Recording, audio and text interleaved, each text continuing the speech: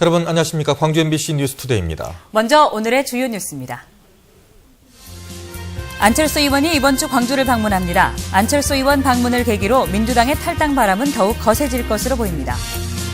광주은행 매각을 위한 본 입찰이 오늘부터 시작됩니다.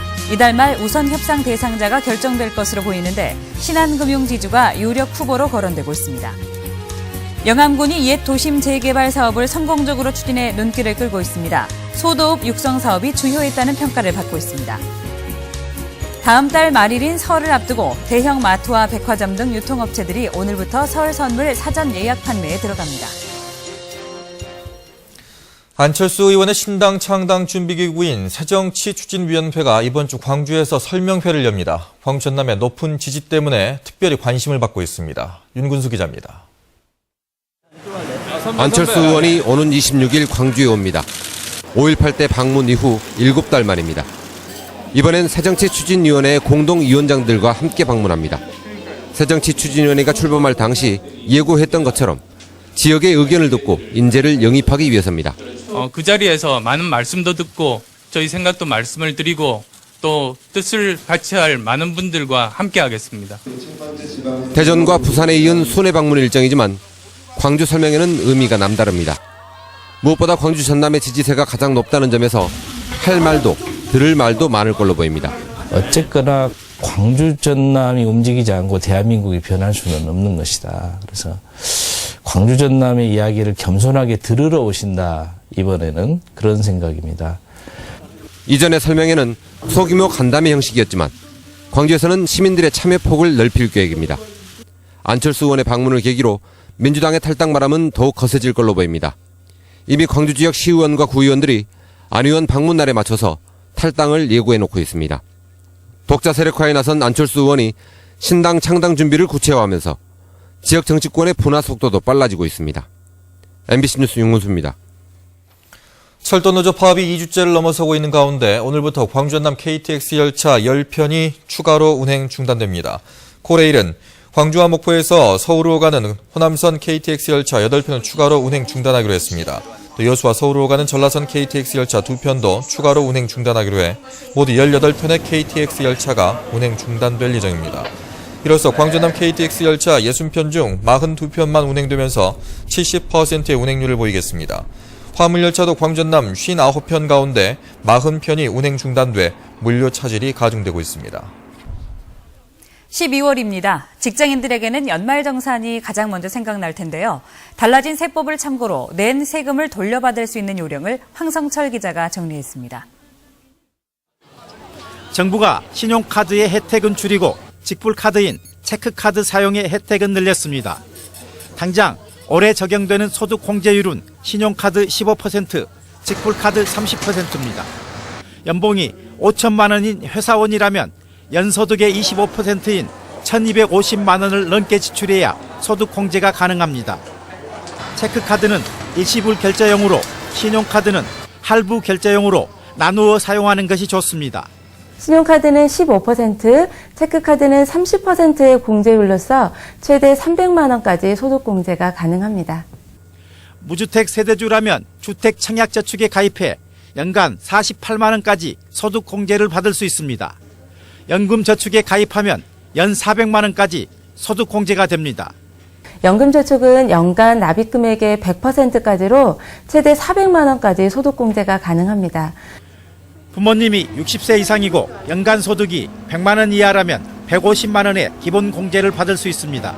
다만 형제나 자매 중 한 사람만이 부모님 부양에 대한 소득 공제를 받을 수 있다는 점에 주의해야 합니다.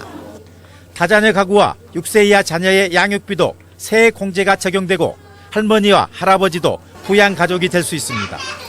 연말정산 문의는 국세청 고객만족센터에 하면 됩니다. 전화번호는 국번 없이 126번이고 인터넷을 통해서도 문의할 수 있습니다. MBC 뉴스 황성철입니다.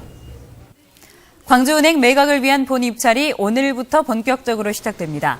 지역금융권에 따르면 정부는 오늘부터 광주은행 예비 입찰에 참여한 업체들을 대상으로 자금 조달 방법 등 구체적인 매각 방안을 심의해 이달 말 우선 협상 대상자를 결정할 계획입니다. 당초 예비 입찰에 참여한 6곳 가운데 대구금융지주가 광주은행 인수 참여 중단을 선언했고 광주 전남 상공인연합의 사모펀드사와의 협약도 무산됐습니다. 현재 광주은행 노조의 반발 속에 신한금융지주가 유력 후보로 거론되고 있습니다.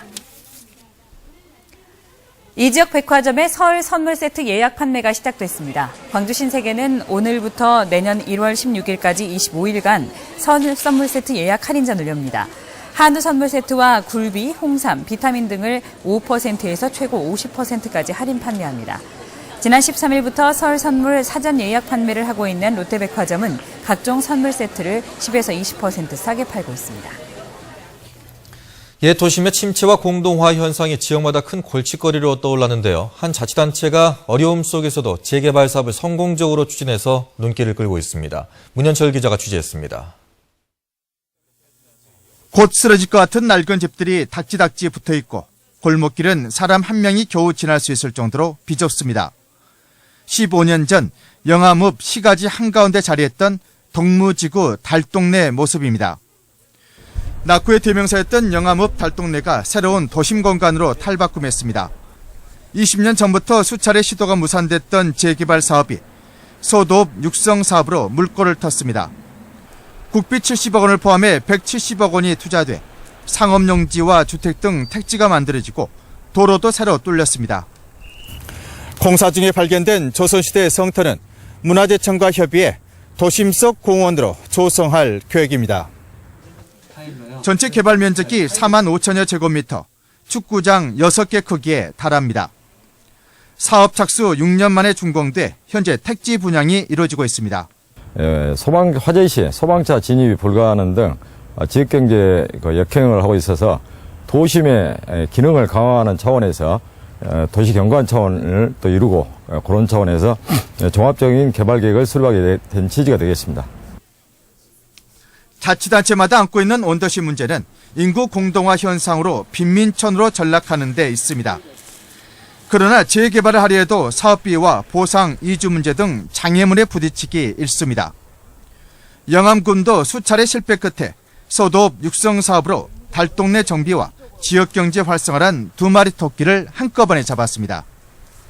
MBC 뉴스 문현철입니다. 한국에너지기술연구원의 광주 지역 조직인 광주바이오에너지 연구개발센터 설립이 확정됐습니다. 민주당 김동철, 장병환 의원은 광주바이오에너지 연구개발센터 설립을 위한 예산 10억 원의 집행이 확정됐다고 밝혔습니다. 바이오에너지 연구개발센터는 지난해 타당성 조사와 사업 승인이 완료돼 올해 착공을 위한 설계에 들어갈 계획이었지만 예산이 확보되지 않아 난항을 겪어왔습니다. 광주도시공사는 올해 순이익이 200억 원을 넘을 것으로 예상된다고 밝혔습니다. 광주도시공사는 지난 20일 이사회를 열고 올해 순이익 200억 원, 이익잉여금 750억 원을 각각 달성할 것으로 보고했습니다.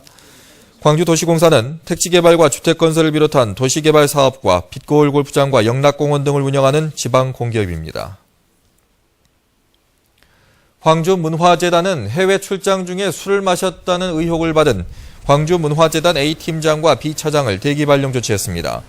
두 사람은 지난 9일부터 4박 5일 일정으로 일본 홋카이도 문화재단과 정기 교류전을 추진하기 위해 일본 출장에 나섰지만 회의에 참석하지 않고 술을 마신 것으로 알려졌습니다.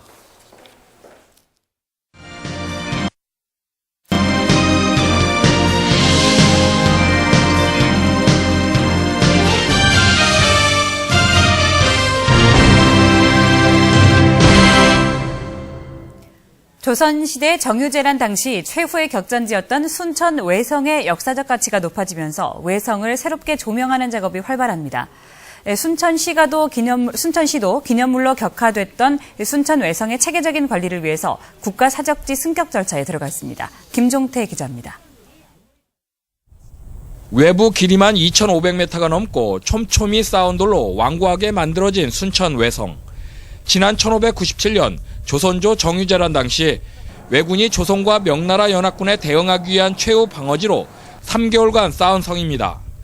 당시 이순신 장군이 외성과 인근 장도를 오가며 왜군을 격퇴하고 노량 앞바다로 유인해 대승을 거둔 유서 깊은 곳이기도 합니다. 하지만 지난 1963년 국가사적지 49호로 지정된 이후 일본이 남긴 유산이란 이유로 1999년 도지정 기념물로 격화됐습니다. 이 외성을 다시 국가사적으로 지정하자는 목소리가 높아지고 있습니다. 외성 가운데 유일하게 전남에 남아있으며 성외곽이 끊긴 데 없이 완벽한 점이 16세기 건축 양식 연구 사료로 가치가 크다는 것입니다. 지금도 일본 관광객들의 발길이 이어져 관광 자원화와 함께 학생들의 교육 장소로도 활용도가 높다는 분석입니다. 그 역사적인 중요성, 그 다음에 또 국가 사적으로서 그 역사적인 의미를 제대로 알고 복원할 때 자연스럽게 관광 자원으로서의 가치도 굉장히 뛰어날 것으로 이렇게 생각을 합니다. 순천시도 외성 사적지 지정에 발빠른 움직임을 보이고 있습니다. 외성의 국가사적 승격을 위한 학술대회를 개최하고 역사적 고증 절차를 거쳐 내년쯤 외성에 대한 국가지정 문화재 등록을 추진하고 있습니다. 민간이 중심이 되어 외성에 대해서 꾸준한 연구와 자료 수집 활동 등을 펼쳐오고 있습니다. 그래서 이제는 외성이 일본 유물이 아니고 임진왜란 최후 객정지 개념에서 국가나 지방자치단체가 이를 적극 추진했다고 판단됩니다. 순천 외성의 국가사적지 지정을 통한 체계적인 보존 대책이 임난 유적지 조명과 연계한 관광 활성화에 새로운 과제가 되고 있습니다. MBC 뉴스 김종태입니다. 전라남도가 한우 농가를 대상으로 한 FTA 폐업 지원금 추가 신청을 다음 달 17일까지 시군청이나 읍면동사무소에서 받습니다.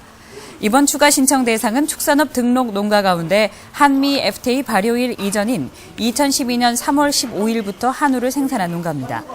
폐업 지원금의 마리당 지원 단가는 숫소 81만 1,000원, 암소 89만 9천 원입니다. 전라남도 일부 보건소의 성병 검진 역량이 크게 떨어지는 것으로 나타났습니다.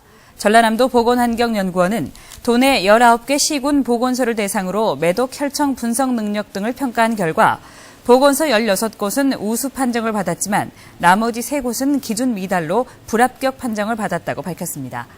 지난해 도내 보건소에서 검진한 매독 건수는 모두 119건으로 이 가운데 3건을 제외한 116건이 양성 환자로 판정됐습니다. 전라남도는 친환경 농산물 생산과 유통을 위해 70억 원을 지원하기로 했습니다. 시설 자금은 친환경 농산물의 생산, 가공, 유통 등을 위해 시설을 설치하거나 확충할 때 지원되고 운영 자금은 원료 구입, 포장 디자인 개발 비용 등입니다. 신청 자격은 도내에 거주하는 친환경 농업인과 유통업체로 개인은 1억 원, 단체는 5억 원까지 지원됩니다. 전라남도가 추진 중인 어류 양식장용 친환경 배합사료 보급 정책이 어려움을 겪고 있습니다. 전라남도에 따르면 배합사료는 생사료와 비교해 생산성은 낮으면서도 가격이 비싸 도내 어류 양식장 배합사료 이용률은 5.2%에 머물고 있습니다. 전라남도는 또 지난 8월 연간 100만 톤 규모의 배합사료 생산을 위해 세계적인 양식 관련 업체와 협약을 체결했지만 아직까지 진전이 없는 상태입니다. 전남 축산위생사업소가 연말연시에 많이 찾는 인기 축산물에 대해 수거 검사를 강화합니다. 이번 수거 검사는 케이크의 원료가 되는 식용란과 사골곰탕 등 식육 가공품이 중점 대상으로 미생물 검사와 식품 첨가물 검사 등이 이루어집니다. 전남도 축산위생사업소는 올해 도내에서 유통되는 축산물 가공품 등 883건을 검사해 5건의 부적합품을 적발했습니다. 송경정 광주시의회 부의장이 광산구의 정책 비전을 담은 신영산강시대 광산의 비전 출판 기념회를 열었습니다. 송경정 부의장은 호남교통의 중심도시 광산과 일자리가 넘치는 풍요로운 경제도시 광산 등 광산구의 7대 비전을 책에 담아냈습니다. 송 부의장은 제5대 광산구의회 예결위원장 등을 역임했고 내년 지방선거에서 광산구청장 후보로 거론되고 있습니다. 구충곤 전남도립대학교 총장이 화순의 역사와 문화를 담은 책을 펴내고 출판 기념회를 열었습니다. 구충곤 총장은 남도의 역사와 문화기행이라는 제목의 책에 화순의 문화유적과 명소, 화순을 거쳐간 역사적 인물 등에 관한 이야기를 담았습니다. 구 총장은 내년 지방선거에서 화순군수 출마를 준비하고 있습니다. 다음은 희망 2014 이웃돕기 성금을 보내주신 분들입니다. 광주 남구 월산 4동 한솔 통닭에서 10만 원, 월산 4동 1통 주민들께서 19만 1,000원, 월산 4동 3통 제일파크 맨션 주민이 35만 원, 월산 4동 한빛 경로당에서 11만 원, 월산 4동 4통 주민이 20만 원, 광주 상록교회 정석윤 씨가 15만 원, 주식회사 수JNK에서 5만 원을 보내주셨고 월산 사동 5통 주민이 16만 4천 원, 월산 사동 리더스 어린이집에서 10만 원, 월산 사동 사과나무 아동센터에서 5만 원을, 월산 사동 마운틴마트에서 5만 원, 월산 사동 6통 주민이 6만 원, 7통 주민이 25만 원, 월산 사동 조국모 씨가 15만 원, 월산 아파트 주민이 10만 원, 월산 사동 천사 어린이집에서 5만 원을 기탁해 주셨습니다. 월산 사동 최미영 씨가 5만 원, 월산 사동 8통 주민이 10만 원, 월산 사동 배윤희 씨가 15만 원, 월산 사동 10통 주민이 11만 4천 원, 11통 주민 29만 원, 월산 사동 김재우 씨가 18만 원, 월산 사동 월성교회에서 30만 원, 월산 새마을금고에서 5만 원, 월산 중부점 Y마트에서 20만 원, SK텔레콤 서광정보대리점에서 5만 원, 월산 사동 카페 루아에서 3만 원, 광주 서구 만호초등학교 1학년 1동이 52만 4천 원, 신가 경로당 협의회에서 10만 원을 기탁해 주셨습니다. 성금을 보내주신 분들께 감사드립니다.